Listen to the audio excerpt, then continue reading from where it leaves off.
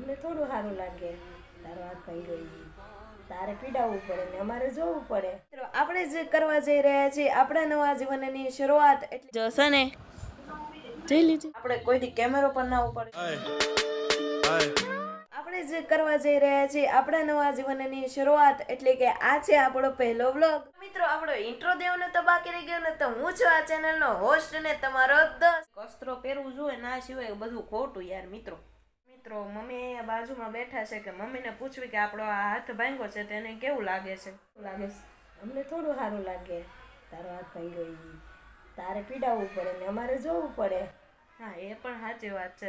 માતાને લાગે જ ને કેમ કે એને માતૃ પ્રેમ કહેવાય. એની લાગણી તો વ્યક્ત થાય જ તે ને થોડી ઘણી તો થોડું ઘણું દુઃખ તો થાય જ તે બધાય. હવે આપણે પી નાખી દવા.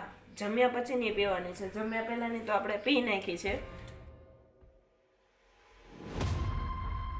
માં ખાલી આ એક જ ટીકડી છે જો કેવો લાલ ગજરો છે. પી નાખવી. ચાલો હવે મિત્રો આપણે તો એક ઘૂંટડામાં આખી બધી દવા વહી જાય છે એટલે કઈ વાંધો. જો મિત્રો અમુક માણસો આવી ગયા છે અને આપણે પૂછવી કેવું લાગ્યું અમારા પ્રતિ. આ બેહો તમે. આમ સ્કૂલે નહોતા આવ્યા. આમ સ્કૂલે નહોતા આવ્યા. તમને કેવું લાગ્યું? એકલા ભણવાનું કેવું સારું? બહુ મજા આવી. બપોર પડી ગઈ છે ને અત્યારે બપોરના જમવામાં છે આપણે ભાઈ ભાખરી છે, સેવ ટમેટાનું શાક છે. આપણે સેવ ટમેટાનું શાક તો ખાતા નથી એટલે મમ્મી ઘી ગોળ કરી દીધો છે. જો હજી ઓલો ગઠોડો હજી કાંઈ ઓગળો છે ને. અને આજે છે મમ્મીનો શુક્રવાર એટલા માટે મમ્મીએ બાફ્યા છે આ સિંગના દાણા અને મમ્મીની આ ભાઈ ભેળ બનીને તૈયાર છે. મમ્મી દર શુક્રવારે આ ભેળ બનાવો, મસ્તીની બનાવે. આપણે એની રેસીપીની કારક બીજા વ્લોગમાં વાત કરીશું. અને ભાઈ દેશમાંથી આવેલી ભાઈ આપણી છાશ છે હવે તો ખાઈ નાખવી કારણ કે દાબા હાથે ખાવાનું હોય અને અત્યારે દાબા હાથે જ ફોન પકડો છે એટલે આ ચાલો પહેલા ખાઈ લો પછી મળું. વ્લોગમાં બન્યા રહેજો. એ છે રૂંડાના 5 અને ભાઈ બની રહ્યા છે ભાઈ ચા બને છે અને અહીંયા જો ગરમા ગરમ ભાખરી બને છે.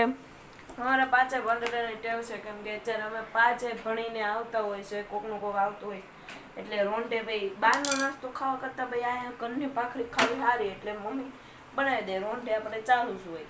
તો હવે આપણી ચાય આવી ગઈ છે. ચાય પીને હું તમને મળું તો તમે વ્લોગમાં બનાવી રહેજો મિત્રો. ભાખરી ખાધા પછી આ ભાઈ બાફેલા ડોડાનો વારો છે ને ભાઈ જો ભાઈ કેવું ચટણી મીઠું ચોપડે છે ને આ એક કાંડ થઈ ગયો. જો કાંઈકનું કાંઈક તો કાંડ થવું જરૂરી જ છે કેમ કે ચા સિવાય આપણો દિવસ ન જાય ને એટલે. અને આજે બનાવવાની છે ભાઈ પાલકની ભાજી એટલા માટે ભાઈ મમ્મી સુધારી રહી છે પાલકની ભાજી. તો મિત્રો હાંજ પડી ગઈ છે અને ભાઈ અહીંયા તો આ રૂમમાં તો ભાઈ વાંચવાનું ફૂલ કામ હાલતું લાગે છે. જો મિત્રો અહીંયા પ્રેક્ટિકલની તૈયારી થઈ રહી છે કેમ કે એને છે કાલ 12માનું પ્રેક્ટિકલ આપણે મોટી બેનને અને બાકી બધા વાંચતા તો એ પહેલી રૂમમાં વહી ગયા છે કેમ કે દેશમાંથી આવ્યો છે આપણા નાના ભાઈનો હાવ નાનો અમથો છે ને એનો વિડીયો કોલ એટલા માટે એની સાથે વાત કરે છે. ચાલો હું પણ તમને મળવા આપણે ક્રિશી સાથે જોઈ લો. જોશે ને જોઈ લીધી તારો વિડિયો અદા ફાડી જો કેમ ઓલો ભણવાનો જાત હોય ને બધો ફાડી હો. બાકી સાચો હોય ને વિડીયો કોલમાં એની સાથે વાત કરવાની એટલી મજા આવે ને કર્યા જ રાખી એવું થાય. તો ભાઈ આજના મેનુમાં છે ભાઈ પાલકની ભાજી, અહીંયા ચણાના લોટવાળા મરચાં અને ભાઈ પહેલી ભાખરી હજી તાવડીમાં ગઈ જ છે. અને આપણે ભાઈ આ મરચાં ખાવાના નથી કેમ કે ભાઈ આપણો હાથમાં તિરાડ પડી ગઈ છે એટલે ડૉક્ટરે સાવ જ ના પાડી છે કે તમારે ખાટું ને એવું કાંઈ ખાવાનું જ નથી. હા કરમની કઠણાઈ હો મિત્રો ખરેખર. તો મિત્રો કાલે તો ભાઈ હવે આપણે ભણવા જવાનું છે એટલે આપણે એના ચોપડા ભરી લઈ. કાલના ભાઈ ચોપડા ખાલી એટલાક જ છે, થોડાક જ લેક્ચર છે એટલે કંઈ વાંધો નહીં આવે. અને હમણાં તો બહુ આળસર છે કેમ કે હાથમાં પાટો છે અને લખવાનું કાંઈ નથી અને 2-3 દીની આપણે રજા પાડી હતી એટલા માટે બહુ હાલ આવવાનો છે. ચોપડા ભરીને પછી મળું. તો આ હતો મારો એક લોંગ વિડીયો. તો તમને કેવો લાગ્યો? મારો તો એક્સપિરિયન્સ એવો છે કે ક્યારેક આપણે કોઈથી કેમેરો પણ ના ઉપાડ્યો હોય. હવે તો આપણે વ્લોગિંગ ફિલ્ડમાં આવી ગયા છે એટલે કેમેરો ઉપાડ્યો છે, થોડીક શરમ લાગે છે પણ ચાલી જશે. કેવો લાગ્યો વ્લોગ કોમેન્ટમાં જણાવી દેજો. જો સારો લાગ્યો હોય તો કોમેન્ટ, લાઈક અને સબસ્ક્રાઇબ કરવાનું ભૂલતા નહીં અને શેર તો જરૂરથી કરી દેજો.